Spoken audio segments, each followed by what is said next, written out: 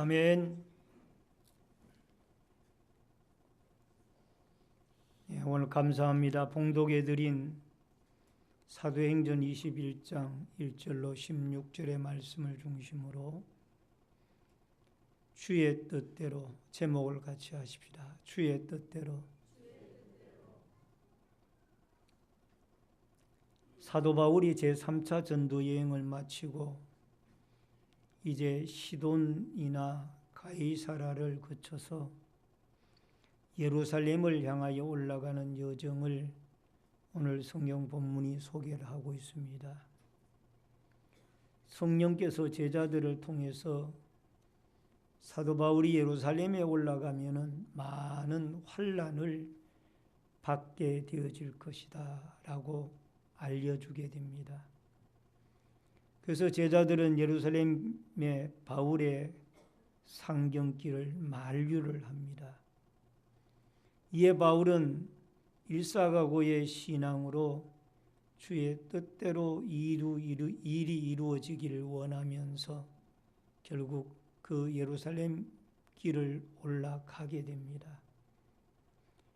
아무리 어려움과 죽음이 있더라도 주님의 뜻이면 기꺼이 그 길을 가겠다라는 것이 바울의 결심입니다.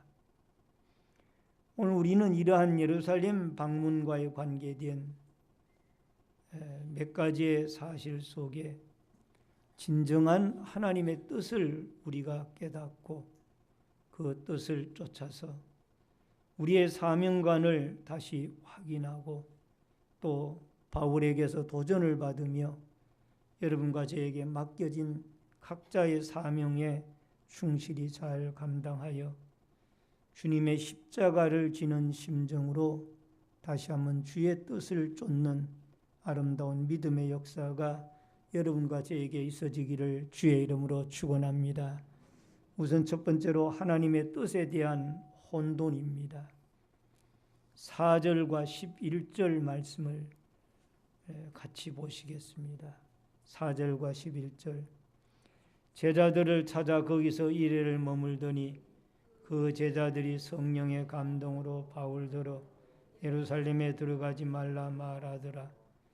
우리에게 와서 바울의 띠를 가져다가 자기 수족을 잡아매고 말하기를 성령이 말씀하시되 예루살렘에서 유대인들이 같이 이 띠 임자를 결박하여 이방인의 손에 넘겨주리라 하거늘.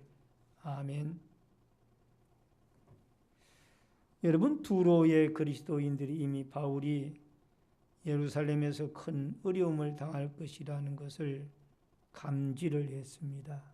왜냐하면 성령이 그것을 미리 깨닫게 하고 알려주었기 때문입니다. 그런데 바울이 인간적인 입장에서 이들은 만류를 하는 겁니다.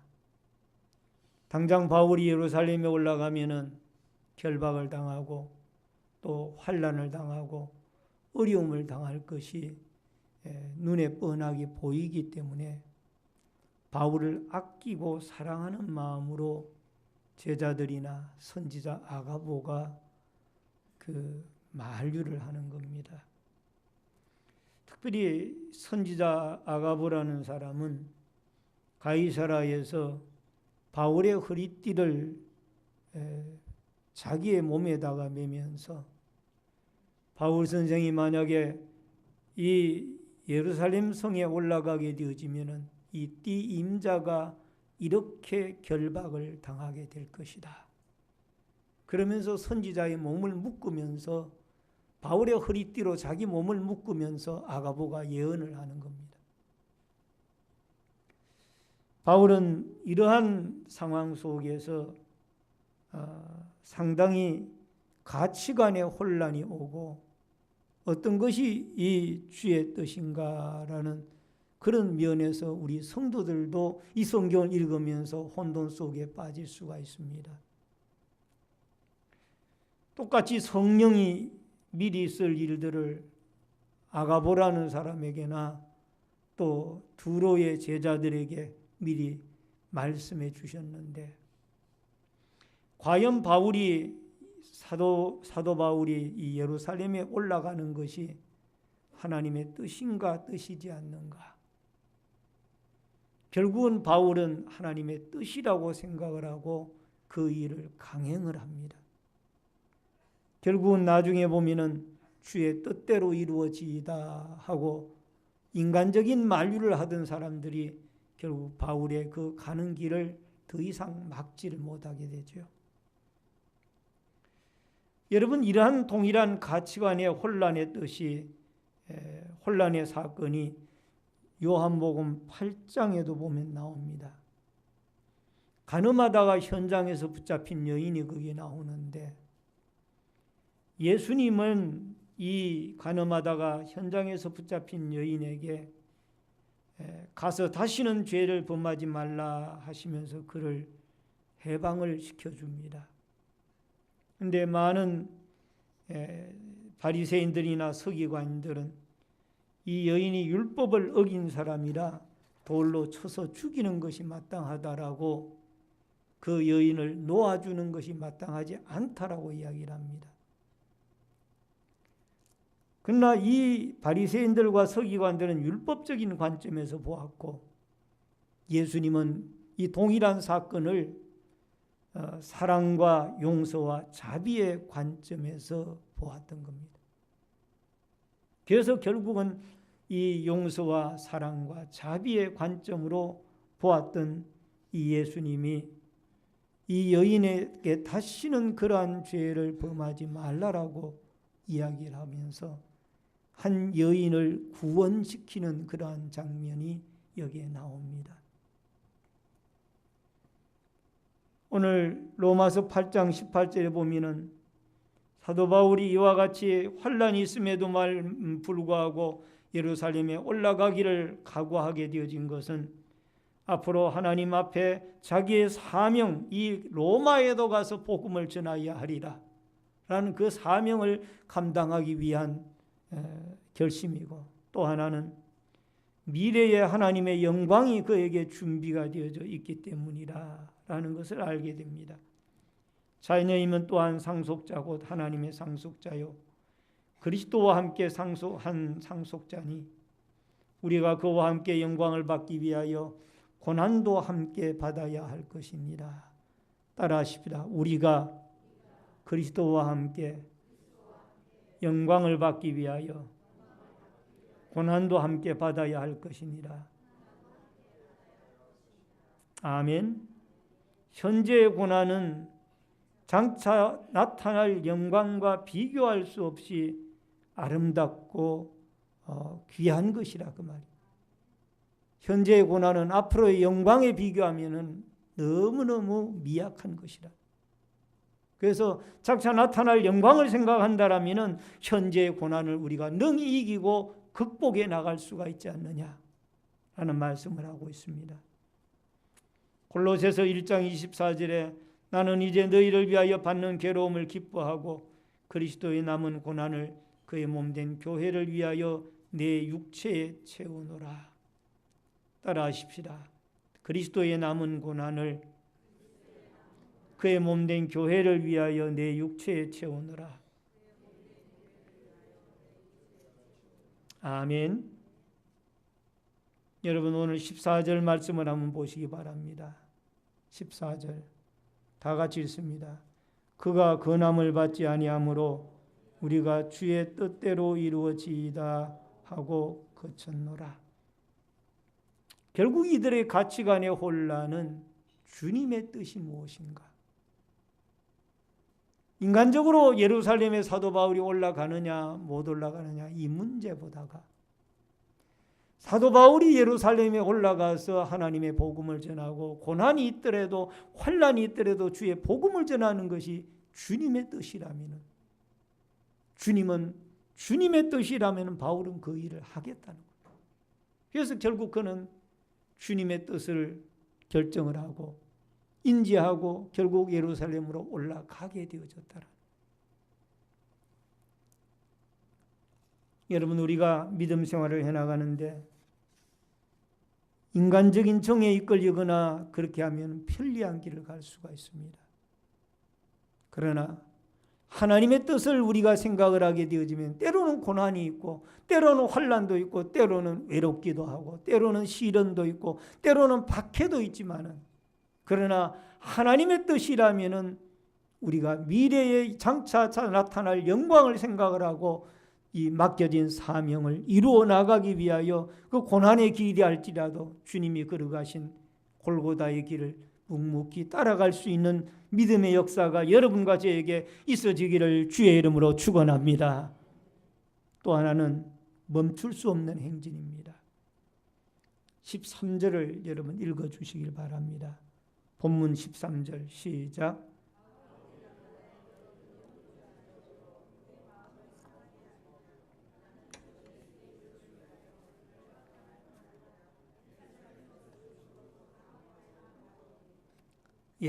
오늘 여기 13절에 보면은 나는 주 예수의 이름을 위하여 결박당할 뿐 아니라 예루살렘에서 죽을 것도 각오하였노라 라는 말씀이 나옵니다.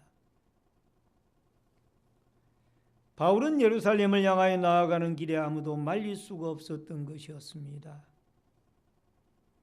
아가보가 허리띠를 졸라매면서까지 예언을 해도 그 길을 막을 수가 없었습니다. 왜? 이것이 주님의 뜻이기 때문에. 그러면서 바울이 하는 말이 왜 울어서 내 마음을 상하게 하느냐라는 말씀을 하시면서 결국 예루살렘으로 올라가는 것을 실행을 합니다. 마치 이것은 예수님이 인류의 대속의 십자가의 죽음을 하나님의 뜻을 이루기 위하여 이 예루살렘을 향하여 올라가는 결심과 똑같은 것입니다. 누가복음 9장 51절에 보면은 예수께서 승천하실 기약이 차감해 예루살렘을 향하여 올라가기로 굳게 결심하시고 라는 말씀이 나옵니다. 여러분, 예수님도 수많은 십자가의 죽음에 대한 만류가 있었지만 인류의 구속이라는 사명을 감당하기 위하여 이 일을 굳게 실행을 했습니다. 사도행전 20장 24절에 보면 사도 바울의 각오가 거기에 나오는데 나의 달려갈 길과 주 예수께 받은 사명 곧 하나님의 은혜에 복음 증언하는 일을 마치려 하면은 나의 생명조차 조금도 귀한 것으로 여기지 아니하노라. 따라하십시다. 사명을 감당하기 위하여 나의 생명조차 귀한 것으로 여기지 아니하노라. 아멘. 이 바울의 사명관에 대한 각오입니다. 여러분, 로마도 보아야 하리라는 제4차 전도 여행의 이 길을 막을 수가 없었던 거예요. 결국 예루살렘에 가서 결박을 당하고 죄수의 신분으로 로마로 향하여 가지 않습니까? 이 길을 누가 막겠습니까? 주님의 뜻인데. 만약에 바울이 인간적으로 약해져 가지고 야, 내가 환난 당하는 것이 너무 싫다, 어렵다, 힘들다라고 포기했다라면은 아마 로마 전도 4차 전도 여행은 꿈으로 끝나고 말았을 겁니다. 바울은 그 꿈을 이루어 나가기 위하여 환난과 결박과 죽음이 기다린다고 하오나 나는 나의 달려갈 길을 가겠다라는 겁니다. 이러한 결심과 믿음이 여러분과 저에게 분명히 필요합니다. 여러분, 교회에서 우리 각자에게 맡겨진 사명이 있습니다. 이 사명을 감당해 나가는데 때로는 시련이 있고 때로는 어려움이 있고 때로는 땀 흘림이 있고 때로는 섬김이 있어야 됩니다. 이 일을 이루어 나갈 때에는 너무나 힘들고 어려운 일들이 많이 있을 수도 있습니다. 그러나 주님의 뜻이 내가 이 작은 달란트를 가지고 하나님 앞에 주신 작은 섬김의 이 직무를 가지고 섬기는 것이 주님의 뜻이라면 우리는 기꺼이 이 일을 감당해서 하나님 앞에 나아가야 될 줄로 믿습니다. 그래서 우리의 남은 날들 주님의 뜻이라면 순교의 신앙으로 무장을 하고 기꺼이 이 길을 나아가고 또 나아갈 수 있는 아름다운 믿음의 역사가 여러분과 저에게 있어지기를 주의 이름으로 축원합니다.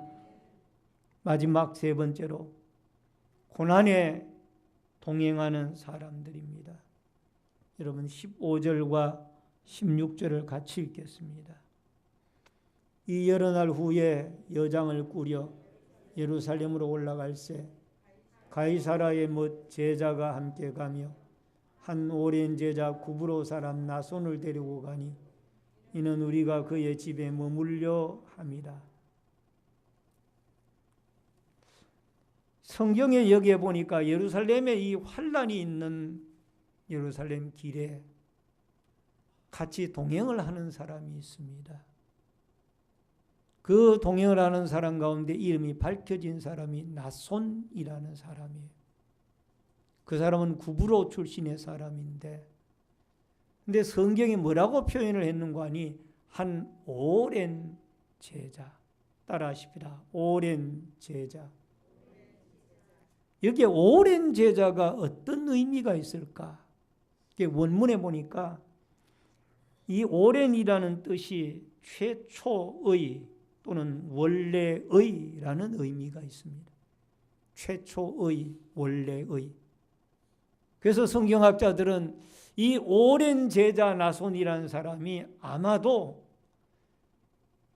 마가다락방의 120문도들이 성령의 간절히 강림함을 사모하면서 기도하다가 성령 충만함을 받았을 때에 그 자리에 있었던 120문도 가운데 한 사람이 아니겠느냐, 그렇게 생각하는 분들도 있습니다. 오늘도 여러분과 제가 아무리 어려움이 있더라도 이렇게 변치 아니하고 옛날이나 지금이나 제자의 사명을 묵묵히 감당해 나갔던 이러한 사실들을 여러분과 제가 마음속에 간직하고, 우리도 우리의 남은 날들 제자다운 제자가 되어지기 위하여 하나님 앞에 이 오랜 제자 나손이야말로 제자다운 제자가 아닌가 생각을 해보면서 하나님 앞에 신자다운 신자가 되어지고 제자다운 제자가 되어져서 고난의 길이라 할지라도 동행할 수 있는 이 믿음이 여러분과 저에게 있어지기를 주의 이름으로 축원합니다. 여러분, 편안한 길에는 가고자 하는 사람이 많습니다. 그러나 고난이 있는 그 길에 동행을 한다는 것은 쉬운 일이 아닙니다. 자기도 고난을 당할 가능성이 많지 않습니까? 마태복음 27장 55절 56절에 보면은 예수를 섬기며 갈릴리에서부터 따라온 많은 여자가 거기 있어 멀리서 바라보고 있으니 그 중에 막달라 마리아와 또 야고보와 요셉의 어머니 마리아와 또 세베대 아들들의 어머니도 있더라라는 말씀이 나옵니다. 여러분, 여기에 십자가에 못 박혔을 때 예수님의 수제자를 비롯하여 많은 제자들이 예수님의 곁을 떠나갔습니다. 그때 갈릴리로부터 온 십자가의 자리를 끝까지 지킨 여인들이 있었는데, 7 귀신이 들렸다가 예수님에게 병고침을 받은 막달라 마리아와 요한나와 수산나 등등 몇몇 여인들이 그 십자가의 처절한 그 자리를 끝까지 지키고 더군다나 장사 지내는 그 무덤의 자리까지 확인을 했습니다. 여러분, 예수님이 3일 만에 약속대로 부활하셨을 때 제일 먼저 주님의 부활의 주님을 만나는 영광을 바로 그들이 차지하게 되어졌더라. 따라하십시다. 부활의 영광을 제일 먼저 누리게 되었더라. 부활의 주님을 가장 먼저 만난 사람들이 이 여인들이에요. 의미가 있을 것 아니에요. 고난의 끝까지 동참을 했더라 그 말입니다. 고난의 길에 동참을 했더라고. 예수님의 12제자들도 다 버리고 간 그 길을 이 여인들은 그 길을 끝까지 고난의 길에 동행을 합니다. 따라하십시다. 주님의 고난의 길에 동행을 합시다. 아멘.